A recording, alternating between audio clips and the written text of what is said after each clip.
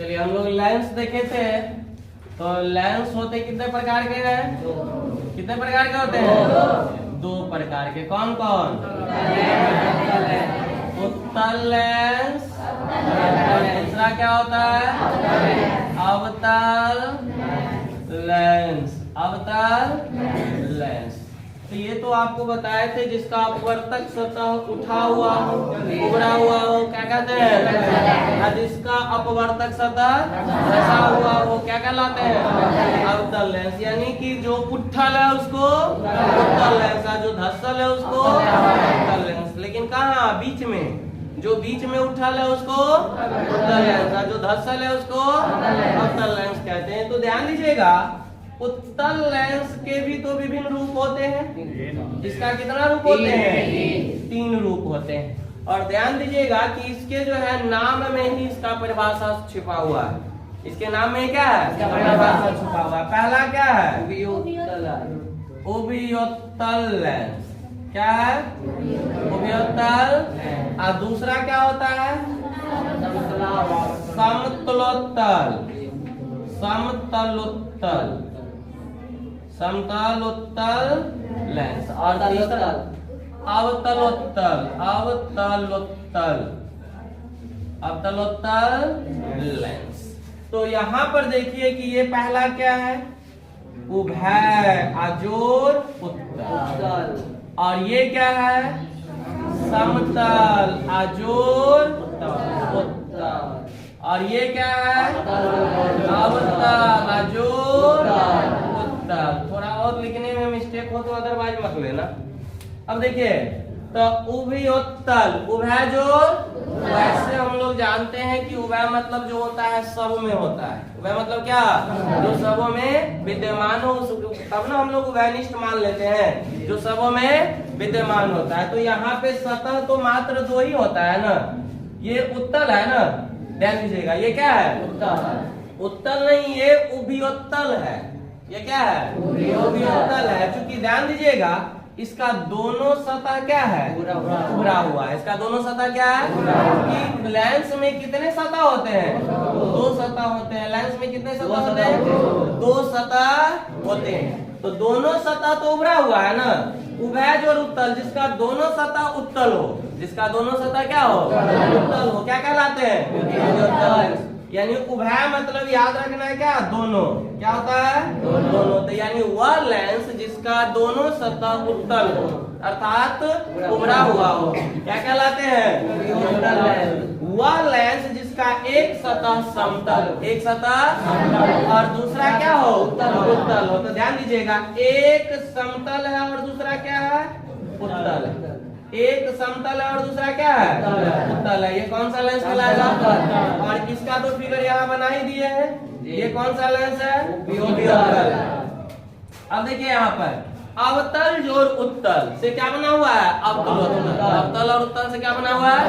अवतलोत्तल। तो जिसका एक सतह क्या हो? अवतल हो। तो पहले अवतल की पहले उत्तल?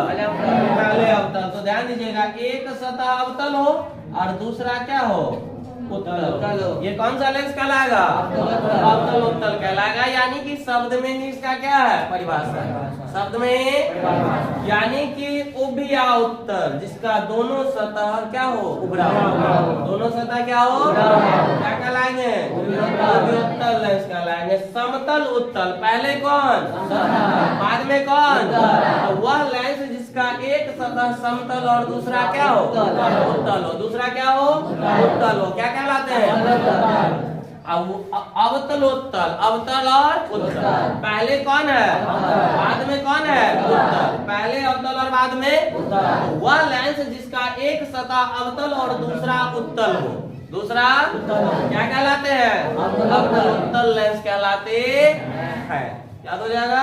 बस शब्द में ही इसका डिफिनीशन है। ये भी कितने प्रकार के होते हैं? ध्यान दीजिएगा, ये भी कितने प्रकार के होते हैं? तीन प्रकार के होते हैं। तो पहला क्या होगा? उभयावतल। ये क्या होगा? उभयावतल। पहला क्या होगा? और दूसरा क्या होगा? समतलावतल। समतलावतल। और तीसरा क्या होगा? उत्तलावतल। उत्तलावतल, उत्तलावतल। तो ध्यान दीजिएगा, उभयावतल यानी उभय अजोड़ अवतल, उभयजोड़ अवतल। समतलावतल, समतल अजोड़ अवतल। जोड़ क्या होगा? और इसमें देखिए ये लाइन की देते हैं, उत्तल अजोड़ अवतल। उत्तल अजोड़ क्या है? अवतल। तो ध्यान दीजिएगा, उभयावतल वह लेंस जिसका दोनों सतह क्या हो? अवतल हो, अर्थात दोनों सतह धंसा हुआ हो, क्या कहलाएंगे? उभयावतल। क्या कहलाएंगे? उभयावतल लेंस। उसके बाद है समतलावतल। तो समतल जोड़ अवतल, समतल जोड़ जिसका एक सतह क्या हो? और दूसरा सतह क्या हो? अवतल। तो ये क्या कहलाएंगे? समतला अवतल लेंस कहलाएंगे। ये क्या कहलाएंगे? उसके बाद उत्तलावतल, उत्तल और अवतल। तो पहला सतह क्या होगा? उत्तल होगा और दूसरा क्या होगा? अवतल होगा। तो ये कौन सा लेंस कहलाएगा? उत्तलावतल लेंस। कोई दिक्कत? उभयावतल जिसका दोनों सतह अवतल हो, जिसका दोनों सतह क्या हो? अवतल हो, उभयावतल लेंस कहे जाते हैं। समतलावतल, समतल तब अवतल, तो वह लेंस जिसका एक सतह समतल और दूसरा क्या हो? अवतल हो, क्या कहलाएंगे? समतलावतल। उत्तलावतल, पहले उत्तल और फिर कौन है? अवतल। तो वह लेंस जिसका एक सतह उत्तल हो और दूसरा क्या हो? अवतल हो, क्या कहलाते हैं? समतला अवतल लेंस कहे जाते हैं। उसके बाद है लेंस की वक्रता केंद्र। लेंस की क्या है? ध्यान दीजिएगा, लेंस को बनाने में मान लीजिए दो पारदर्शी खोखले गोले का हम लोग उपयोग करते हैं, दो पारदर्शी खोखले गोले का उपयोग करते हैं। तो ये इससे हमारा बन गया उत्तल लेंस, जिसको हम लोग कहते हैं जो उभयोत्तल लेंस होता है उसी को उत्तल लेंस के रूप में हम लोग जानते हैं। तो ध्यान दीजिएगा, ये एक लेंस बन गया ना। तो ध्यान दीजिएगा, यह जिस खोखले गोले के एक भाग होता है, तो इसमें क्या वो खोखला गोला का उपयोग किया गया? तो इसमें वक्रता केंद्र भी क्या होगा?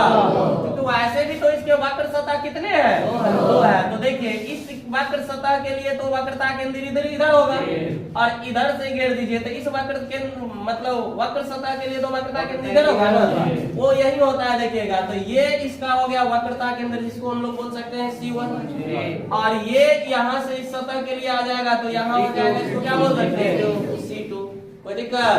यानी कि लेंस जिस गोलीय खोखले गोले के भाग से मिलकर बने होते हैं, जिस गोलीय खोखले गोले के भाग से मिलकर बने होते हैं, उसके केंद्र को ही लेंस का क्या कहा जाता है? वक्रता केंद्र। लेंस में चूंकि दो वक्रित सतह होते हैं, लेंस में कितने वक्रित सतह होते हैं? तो लेंस में वक्रता केंद्र भी कितने होंगे? दो होंगे, उत्तल के लिए भी और अवतल के लिए भी, उत्तल के लिए भी और अवतल के लिए भी। वैसे इसका उपयोग नहीं है ज्यादा, इसमें उपयोग होता है प्रकाशिक केंद्र का।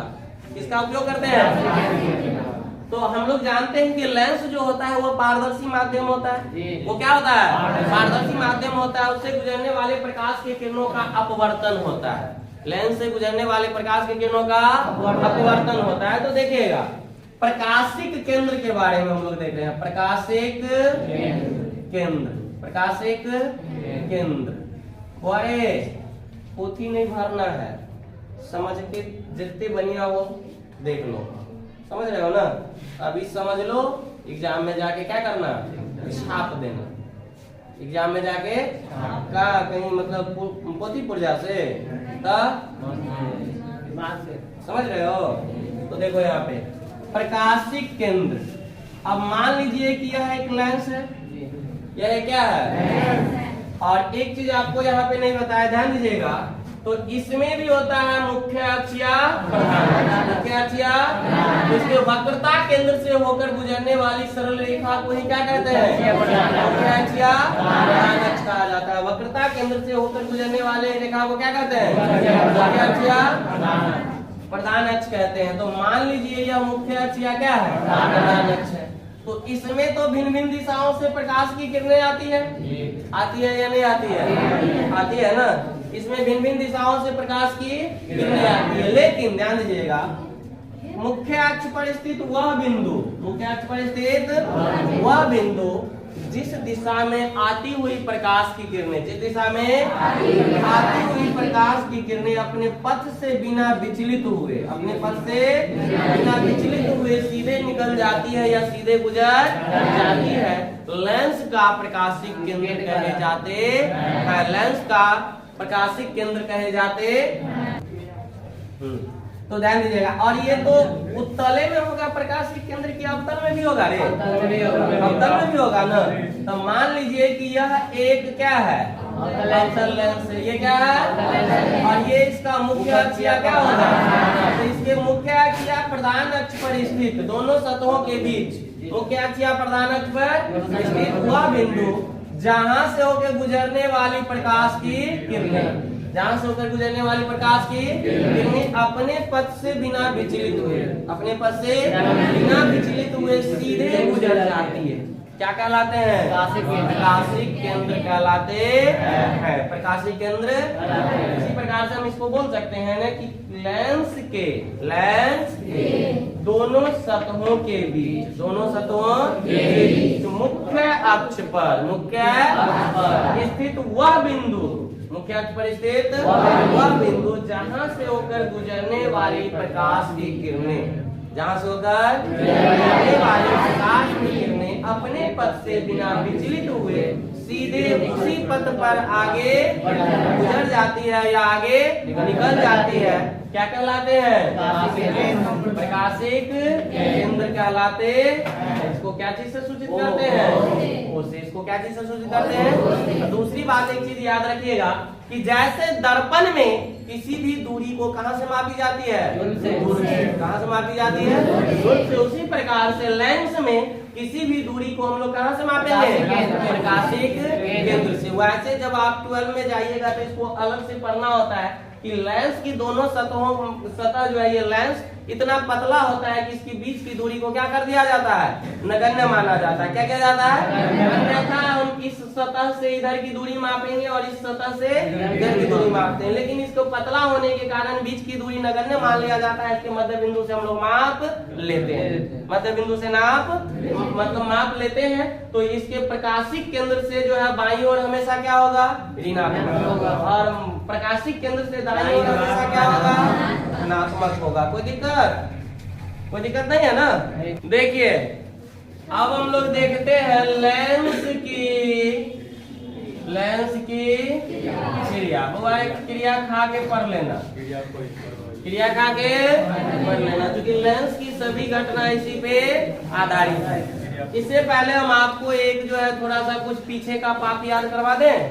याद कीजिए कि हम लोग प्रिज्म में पढ़े थे कि जब प्रकाश की किरणें प्रिज्म से होकर गुजरती है तो अपवर्तन के बाद प्रिज्म के आधार की ओर मुड़ जाती है, प्रिज्म के आधार की ओर मुड़ जाती है।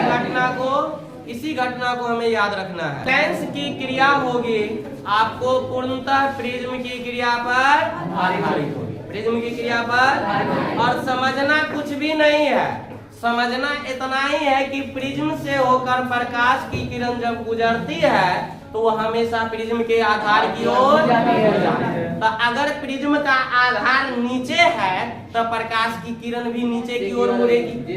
अगर प्रिज्म का आधार ऊपर है तो प्रकाश के किरण भी क्या होगा, तनी को रफ भाषा में ना समझ लीजिए कि मान लीजिए कि ये प्रिज्म है, ये प्रिज्म है ना, तो प्रकाश के किरण इधर से गई, ये डाला गया विलंब है, ऐसे हुआ, और ये डाला गया विलंब है तो आधार की ओर मुड़ गया।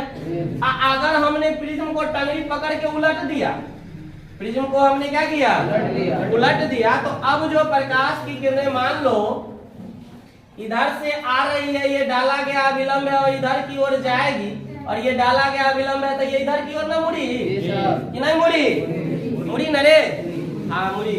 ध्यान दीजिए, तो यानी कि प्रिज्म के आधार नीचे था तो प्रकाश की किरण नीचे की ओर मुड़ गई। अब प्रिज्म का आधार इसमें ऊपर है तो प्रकाश की किरण ऊपर। तो लेंस जो होता है वो प्रिज्म के छोटे छोटे छोटे छोटे टुकड़ों से मिलकर बना होता है। बात आई समझ में।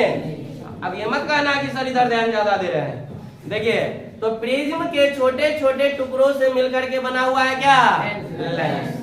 तो जैसे उत्तल लेंस है, मान लीजिए कि ये प्रिज्म का मुख्य काट है हम आवश्यकता अनुसार इसको यहाँ से भी तो काट सकते हैं ना, कि नहीं काट सकते हैं? जितना छोटा टुकड़ा मन होगा उतना छोटा टुकड़ा लेकर के हम सेट करेंगे। तो अब देखिए, मान लीजिए एक प्रिज्म के छोटे टुकड़े को लेकर के ये यहाँ पे दे दिया गया। एक प्रिज्म के टुकड़ा फिर लेकर के आप जो है इसको यहाँ बना दिए, और लीजिए फिर से ये प्रिज्म के टुकड़ा एक लेकर के इसको बना दिए। अब देखिए यहाँ पर से फिर ले लीजिए, ये एक प्रिज्म का टुकड़ा है। अब देखिए ये फिर से प्रिज्म का टुकड़ा है। अब ले एक और टुकड़ा है। अब लो एक और टुकड़ा है कि नहीं है? अब बताओ ये कौन सा लेंस का निर्माण हो रहा है? थोड़ा सा भी नहीं समझ में आया? उत्तल लेंस है। कौन सा लेंस है? किसी को डॉट लाइन से मिला के देखो ना, ये कौन सा लेंस है? उत्तल लेंस है। उत्तल लेंस है। और ये प्रिज्म की मुख्य अक्ष या क्या है? प्रधान अक्ष है। मुख्य अक्ष या क्या है? और ये क्या है? प्रकाशिक केंद्र है। ये क्या है? अब मुख्य अक्ष जो है तो बेचारा मुख्य तो यही है ना, इससे ऊपर हुआ और इससे क्या हुआ? नीचे हुआ। अब देखो कि एक प्रकाश के किरण आ रही है जो मुख्य अक्ष के क्या है? मुख्य अक्ष के क्या है? अब ये बताओ प्रिज्म के आधार इसमें ऊपर है कि नीचे? प्रिज्म के आधार इसमें ऊपर है कि नीचे? नीचे ना है रे। बड़ा मुंह ने प्रिज्म के आधार है रे, कर्म घट्टू। बड़ा मुंह क्या है? प्रिज्म का आधार है। तो गौर से देखिए, तो प्रिज्म का आधार इधर है ना, तो प्रकाश की किरण इधर की ओर नहीं मुड़ेगी? मुड़ेगी नहीं। वेरी गुड, बहुत सुंदर। अब देखिए, और ये आपतित प्रकाश की किरण, आपतित प्रकाश की क्या है? किरण। और ये अपवर्तित होकर के प्रिज्म का आधार किधर है? नीचे। तो अब लीजिए यहाँ से ये क्या होगी? नीचे की ओर मुड़ जाएगी। अब देखिए ये प्रकाश की किरण, ये प्रकाश की क्या है? एक और बेचारा अकेला छूट जाएगा। यहाँ पे भी ले लो एक किरण। अब ये इसमें प्रिज्म का आधार किधर है? नीचे बोलिए या मुख्य अक्ष की ओर बोलिए? किधर बोलेंगे? प्रिज्म का आधार किधर है? मुख्य अक्ष की ओर है। मुख्य अक्ष की ओर है। नहीं तो यहाँ पर बोलिए नीचे की ओर है, यहाँ पर बोलिएगा ऊपर की ओर। की केकर नीचे और केकर ऊपर? मुख्य अक्ष के ओर बोलो, मुख्य अक्ष की ओर। तो इसमें देखे कि ये भी किधर मुड़ जाएगा? मुख्य अक्ष की ओर मुड़ जाएगा। और इसमें देखिए कि प्रकाश के किरण ये जो आ रही है तो प्रिज्म का आधार किधर है?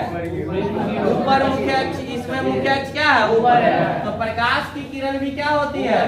ऊपर की ओर क्या होगी? मुड़ जाएगी। अब देखो इसमें भी प्रकाश की किरण किधर है? ऊपर की ओर मुख्य अक्ष की ओर। तो ये भी किधर मुड़ जाएगी? मुख्य अक्ष की ओर मुड़ जाएगी। अब ये भी आपतित प्रकाश की क्या है? किरण है। आपतित प्रकाश की, तो ये भी किधर मुड़ जाएगी? मुख्य अक्ष की ओर मुड़ जाएगी। कोई दिक्कत? तो इसी के आधार पे यही लेंस की क्रिया है। हम लोग कहते हैं कि उत्तल लेंस से होकर जब भी प्रकाश की किरण गुजरती है तो वो सदैव अपवर्तन के बाद जो है मुख्य अक्ष की ओर मुड़ जाती है। वो किधर मुड़ जाती है? मुख्य अक्ष की ओर मुड़ जाती है। ये बात हमेशा याद रखिएगा। उत्तल लेंस में प्रकाश के किरणें सदैव किधर मुड़ती है? मुख्य अक्ष की ओर। आपसे कोई आदमी पूछेगा, ध्यान दीजिएगा कि अगर मान लीजिए यह क्या है? उत्तल लेंस। क्या है? इससे होकर अगर प्रकाश की किरणें जाती है तो वह किधर मुड़ेगी? तो कहना नीचे की ओर, नहीं तो कहना ऊपर की ओर। मुख्य अक्ष की ओर। और मुख्य अक्ष की ओर क्यों मुड़ेगा? अगर आपसे पूछेगा कि उत्तल लेंस से होकर गुजरने वाली प्रकाश की किरणें मुख्य अक्ष की ओर मुड़ जाती है, क्यों? रंगदारी है क्या? तो ध्यान दीजिएगा, उत्तल लेंस प्रिज्म के छोटे छोटे टुकड़ों से मिलकर इस प्रकार बने होते हैं कि प्रिज्म का आधार मुख्य अक्ष की ओर होती है। प्रिज्म का आधार मुख्य अक्ष की ओर होती है और प्रिज्म से होकर गुजरने वाले प्रकाश के किरणें अपवर्तन के बाद आधार की ओर मुड़ जाती है। यही कारण है कि उत्तल लेंस से होकर गुजरने वाले प्रकाश की किरणें सदैव मुख्य अक्ष की ओर मुड़ जाती है। मुख्य अक्ष की ओर प्रिज्म का आधार किधर है? मुख्य अक्ष की ओर। प्रिज्म का आधार किधर है? छोटे छोटे टुकड़ों से मिलकर बना है ना, और प्रकाश की किरणें जब प्रिज्म से होकर गुजरती है तो अपवर्तन के बाद जो है वो किधर मुड़ जाती है?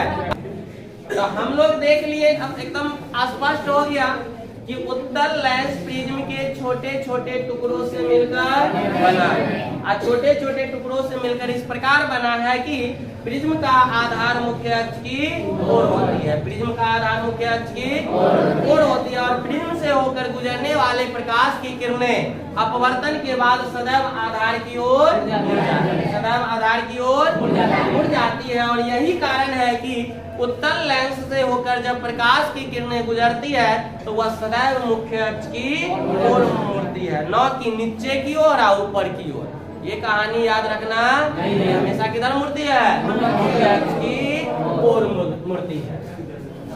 अब देखिए, हम लोग देखते हैं, मान लीजिए अब ये प्रिज्म को उल्टे क्रम में हम लोग सजाने का काम करते हैं। ये एक प्रिज्म है, ध्यान दीजिए, इसका बड़ा भाग आधार होता है। बड़ा भाग क्या होता है?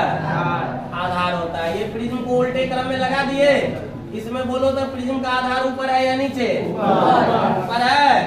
अब देखिए, एक और प्रिज्म का टुकड़ा ले लीजिए, अब बताओ इसका आधार ऊपर है या नीचे? ऊपर। एक और टुकड़ा ले लिए, इसका आधार ऊपर है या नीचे? ऊपर है। बीच में पांडे जी बोल देंगे नीचे। आप बोलो इसका आधार, ये समतल है। ये क्या है? समतल है। अब देखिए, इसका आधार किधर है? नीचे है। इसका आधार किधर है? नीचे है। ये तो डमरू सन के बन गया ना। इसका आधार किधर है? नीचे। इसका आधार नीचे है। अब देखो, ये इसका मुख्य अक्ष या क्या है? मुख्य अक्ष या क्या है? अक्ष है। पहले से कुछ है लाइनिंग, उसको याद नहीं रखिएगा, उसको भूल जाइएगा।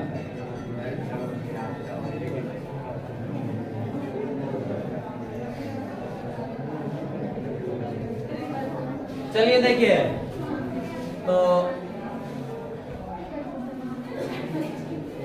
देखिए ये इसका मुख्य अक्ष या क्या है? अब अभी अभी हम लोग देखे हैं कि प्रिज्म से होकर गुजरने वाले प्रकाश की किरणें अपवर्तन के बाद जो है सदैव किधर मुड़ जाती है? आधार की ओर मुड़ती है। तो अब मान लीजिए कि एक प्रकाश के किरण ले रहे हैं, एक प्रकाश के किरण ले रहे हैं।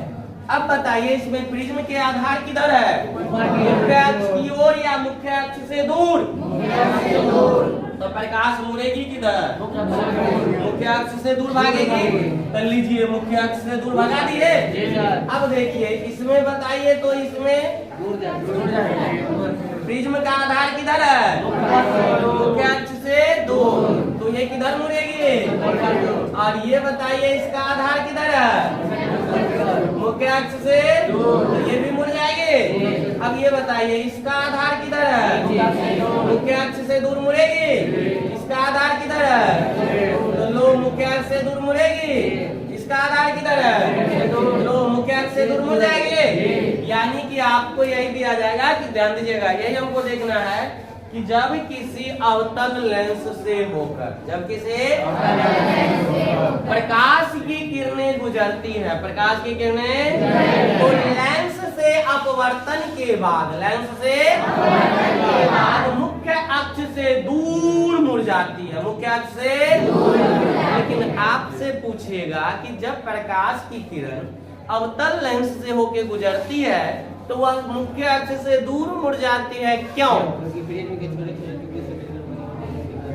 अभी तुरंत बताया ना उत्तल में कि यह प्रिज्म के छोटे छोटे टुकड़ों से मिलकर इस प्रकार बने होते हैं कि, इस प्रकार बने होते हैं कि प्रिज्म का आधार मुख्य अक्ष से दूर होता है, प्रिज्म का आधार मुख्य अक्ष की ओर होता है। अंतर यही है ना? प्रिज्म का आधार मुख्य अक्ष की ओर, प्रिज्म का आधार मुख्य अक्ष से दूर होता है, प्रिज्म का आधार मुख्य अक्ष से दूर होता है। और प्रिज्म से होकर गुजरने वाले प्रकाश की किरणें अपवर्तन के बाद आधार की ओर मुड़ जाती है, अपवर्तन के बाद आधार की ओर मुड़ जाती है। और यही कारण है कि जब प्रकाश की किरणें अवतल लेंस से होकर गुजरती है, जब प्रकाश की किरणें अवतल लेंस से होकर गुजरती है तो वह सदैव मुख्य अक्ष से दूर मुड़ जाती है, वह मुख्य अक्ष से दूर मुड़ जाती। देखिए आपको देगा कि उत्तल लेंस को अभिसारी लेंस कहे जाते हैं। क्यों? उत्तल लेंस को क्या कहता है? और अवतल लेंस को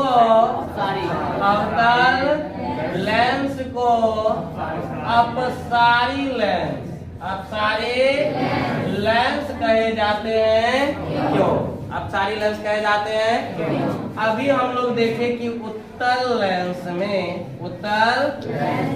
में आने वाली प्रकाश की किरणें, आने वाले लेंस से अपवर्तन के पश्चात अभिसरित हो जाती है। क्या होती है? अभिसरित। अभिसरित का मतलब होता है एकत्रित हो जाती है। अभिसरित का मतलब क्या होता है? एकत्रित होना, जिसके कारण उत्तल लेंस को क्या कहा जाता है? तो कह सकते हैं चूंकि उत्तल लेंस से होकर गुजरने वाली प्रकाश की किरणें, उत्तल लेंस से होकर गुजरने वाली प्रकाश की किरणें लेंस से अपवर्तन के पश्चात, लेंस से अपवर्तन के पश्चात एक बिंदु पर अभिसरित हो जाती है, एक बिंदु पर अभिसरित हो जाती है, जिसके कारण उत्तल लेंस को अभिसारी लेंस कहे जाते हैं, जिसके कारण उत्तल लेंस को अभिसारी लेंस कहे जाते हैं। दूसरा देता है कि अवतल लेंस को अपसारी लेंस कहे जाते हैं। क्यों अपसारी लेंस कहे जाते हैं? क्यों? ध्यान दीजिएगा, ये क्या है? मुख्य अक्ष या प्रकाश अक्ष। अब देखिए कि इसमें जो है प्रकाश की किरण अपसरित हो जाती है। क्या होती है?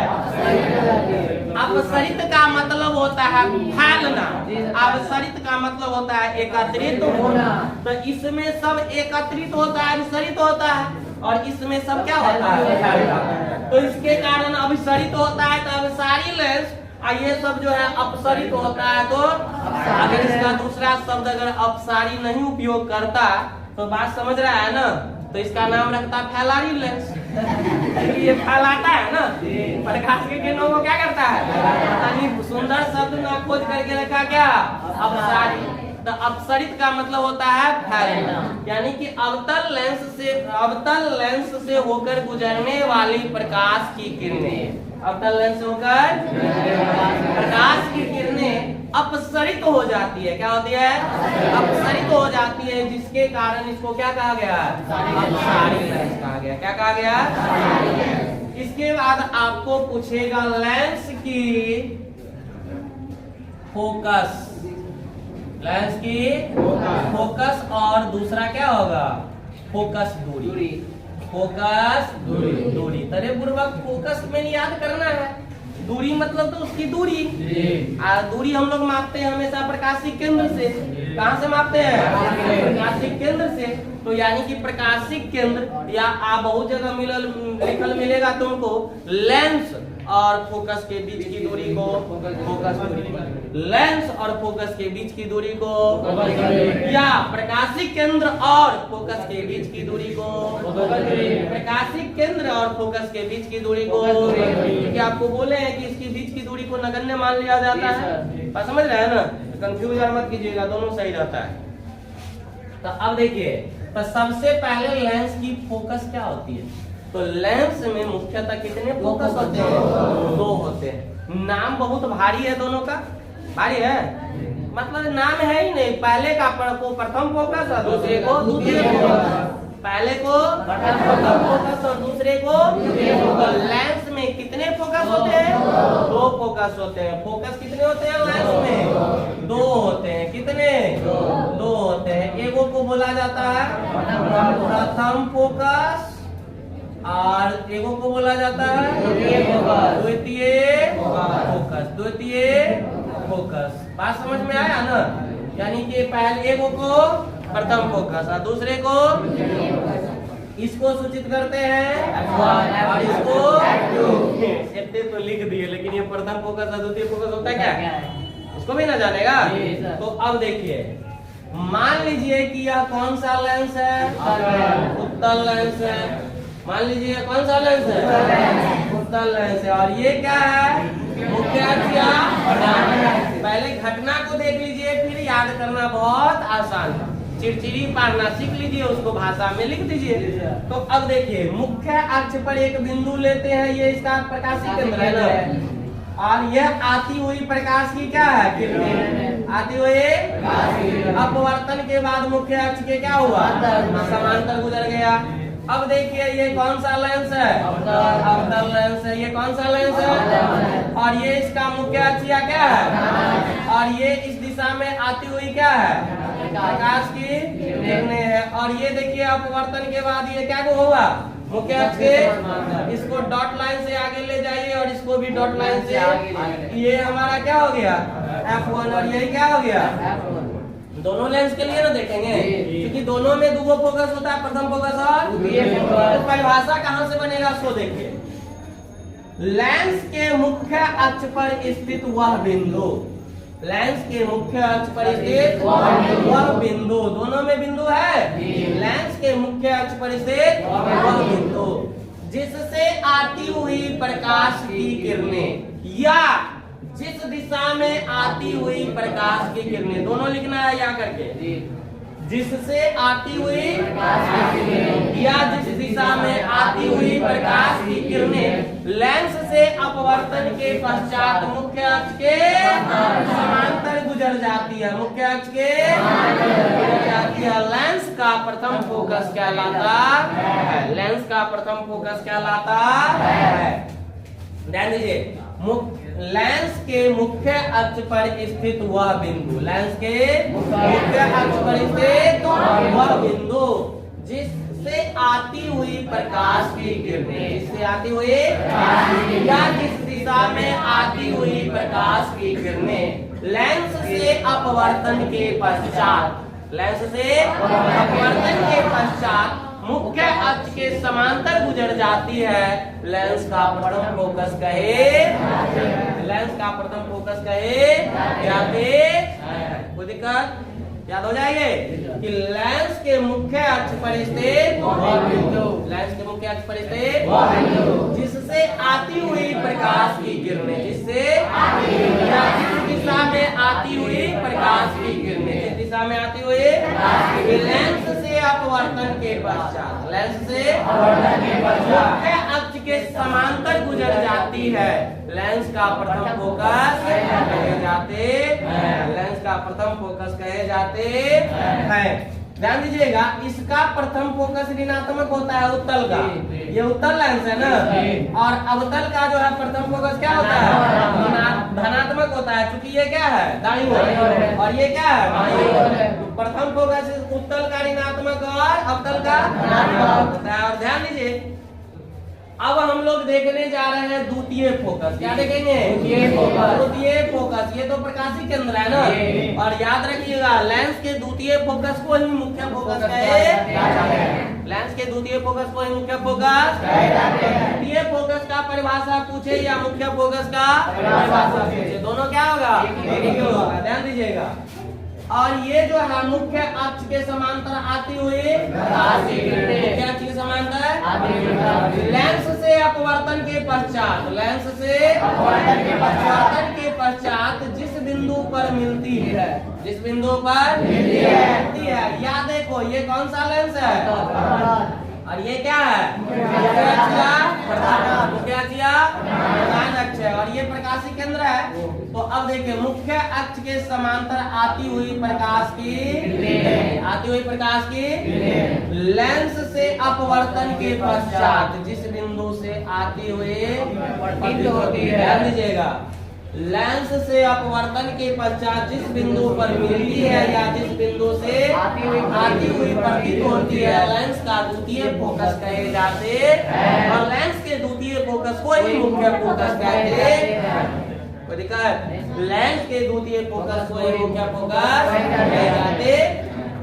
यहाँ फिगर से पकड़िए, लेंस के मुख्य अक्ष के समांतर आती हुई प्रकाश की किरणें, लेंस के मुख्य अक्ष के समांतर आती हुई प्रकाश की किरणें लेंस से अपवर्तन के पश्चात, लेंस से मुख्य अक्ष के जिस बिंदु पर मिलती है या जिस बिंदु से आती हुई लेंस का मुख्य द्वितीय फोकस या मुख्य फोकस जाते ये F2 होगा ना। तो ध्यान रखिएगा, उत्तल लेंस में मुख्य फोकस धनात्मक और अवतल लेंस में मुख्य फोकस ऋणात्मक होती है। मुख्य फोकस इसमें क्या होती है?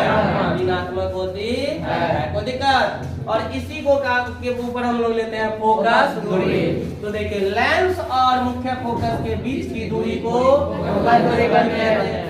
लेंस और मुख्य फोकस के बीच की दूरी को कहते हैं। उत्तल लेंस में फोकस दूरी धनात्मक होती है, अवतल लेंस में फोकस दूरी ऋणात्मक होती है।